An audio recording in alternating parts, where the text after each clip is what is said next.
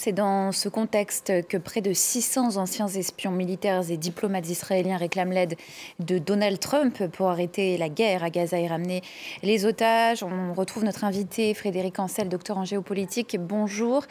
Cet appel, il a Bonjour. été lancé via un courrier du mouvement des commandants pour la sécurité d'Israël, lettre signée notamment par 3 anciens patrons du Mossad, 5 ex-dirigeants du Shin Bet pour la sécurité intérieure et 3 ex-chefs d'état-major de l'armée israélienne.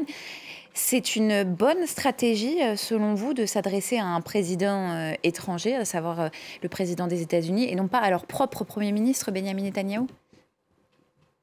De toute façon, Netanyahou n'en fait qu'à sa tête. Bon, ça, en Israël, les gens le savent, et en même temps, le niveau de conscience de la population israélienne et de la classe politique israélienne, je parle d'un niveau de conscience démocratique, est extrêmement élevé. C'est-à-dire que on ne conteste pas fondamentalement un Premier ministre au pouvoir, puisqu'il est arrivé, par définition, de manière démocratique. Alors, ça ne signifie pas qu'on ne critique pas.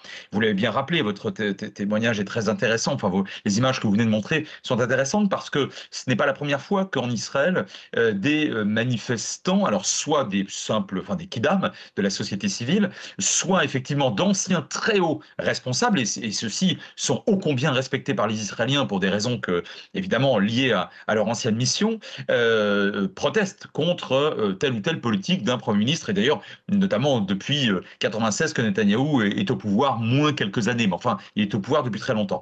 Donc, c'est pas la première fois. Le problème est le suivant, et que même si la majorité de la population israélienne aujourd'hui disqualifie la politique de Netanyahou pour différentes raisons. Mais en tout cas, si demain il y avait des élections, toutes les enquêtes d'opinion depuis le massacre du Hamas du 7 octobre indiquent que Netanyahou n'aurait pas la majorité. En dépit de cette réalité, les Israéliens ne vont pas descendre dans la rue par centaines de milliers et s'emparer de la Knesset. C'est un État démocratique et les citoyens le respectent. Alors du coup, ces personnalités font effectivement, comme vous l'avez bien rappelé, appel, alors non pas à n'importe quel chef d'État ou de gouvernement étranger, mais au seul capable en quelque sorte, d'exercer des pressions sur un Premier ministre israélien, à savoir le président américain. Qui n'y a pas encore répondu, hein, c'est encore la matinée à Washington.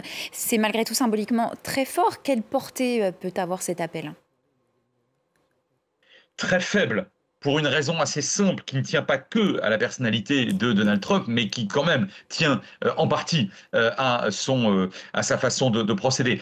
Trump, fondamentalement, ne s'intéresse pas à la vie politique intérieure ou à la vie morale ou intellectuelle intérieure israélienne, comme il ne s'intéresse pas beaucoup à la vie politique des États de manière générale. Donc en réalité, face à lui, il y a un pouvoir, celui de Netanyahou, qui a été démocratiquement mis en place, voilà maintenant presque 3 ans, avec une Knesset qui, pour l'instant, est toujours majoritaire à soutenir le Premier ministre. Pourquoi Donald Trump irait, au fond, accorder crédit à des personnalités, fussent-elles extrêmement importantes et prestigieuses, ou peut-être même à ses yeux d'ailleurs, hein. Bon, mais ça, je vous dirais que c'est la réelle politique assez classique. On tient compte d'abord, évidemment, des gens qu'on a en face de soi, de ses homologues à la tête des États. Et puis le deuxième point, et je le dis en un mot, c'est que en réalité, Donald Trump ne s'intéresse pour l'essentiel qu'à l'économie, se fiche de la politique. Donc lui, ce qu'il souhaite, c'est que la guerre s'arrête, peut-être parce qu'elle provoque beaucoup de dégâts humains. Bon, accordons-lui peut-être l'hypothèse d'être un humaniste, mais enfin, franchement, et beaucoup plus sérieusement,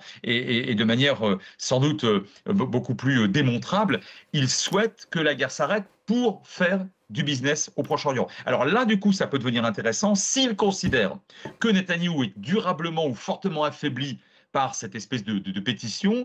Alors oui, peut-être qu'il va demander une énième fois, d'ailleurs, à Netanyahou de laisser passer, par exemple, davantage d'aide humanitaire dans la bande de Gaza. Mais ce n'est pas sûr. S'il n'en est pas convaincu, il ne le fera pas. Mais malgré tout, elle n'est pas anecdotique, cette lettre, cette pétition, comme vous dites, est affirmée dans cette lettre. Je cite que cette guerre a cessé d'être une guerre juste. Parlant de la guerre à Gaza, elle conduit l'État d'Israël à la perte de sa sécurité et de son identité.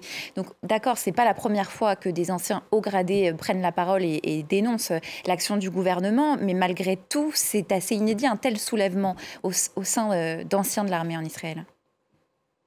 Oui, en tout cas, alors vous avez raison de dire un tel alors soulèvement, je ne sais pas si on peut employer ce terme, mais effectivement, quantitativement, là, on a affaire à plus de 500 personnalités. Et d'ailleurs, qualitativement, je vous le concède aussi, on a affaire à des gens qui étaient à la tête d'institutions de renseignement ou militaires extrêmement importantes. Donc vous avez raison. De ce point de vue-là, c'est une première. En tout cas, l'ampleur est une première. Mais j'insiste, la société israélienne, elle est extrêmement respectueuse des institutions. Or, aujourd'hui, le gouvernement israélien, tel qu'il est installé, encore une fois, hein, il ne recueille pas la majorité des suffrages exprimés s'il y avait aujourd'hui des élections, tant s'en faut d'ailleurs, hein, mais en même temps, les Israéliens, en tout cas, ont toujours démontré depuis l'élection de la première Knesset le 1er janvier 49 qu'ils sont très respectueux de la majorité politique existante à la Knesset. Très, très rapidement, avant de se quitter, on n'a pas eu de réaction formelle de Benyamin Netanyahou. Il a juste annoncé aujourd'hui qu'il convoquera cette semaine son cabinet pour donner des instructions à l'armée sur la poursuite de la guerre. Est-ce que c'est une annonce à quoi il faut s'attendre?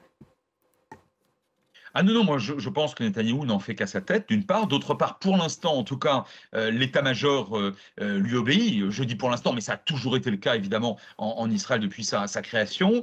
Son ministre de la Défense jouit d'une assez bonne image dans l'opinion et les hauts gradés, y compris à la tête du service de renseignement, même si d'ailleurs il y a eu des grincements hein, ces derniers mois. Lui sont toujours fidèles, encore une fois, pour les mêmes raisons institutionnelles et démocratiques. Donc, pour moi, je peux me tromper, mais je pense que Netanyahou ne tiendra pas compte fondamentalement de cette pétition effectivement très importante dans son ampleur. Frédéric Ancel, docteur en géopolitique, merci pour votre décryptage.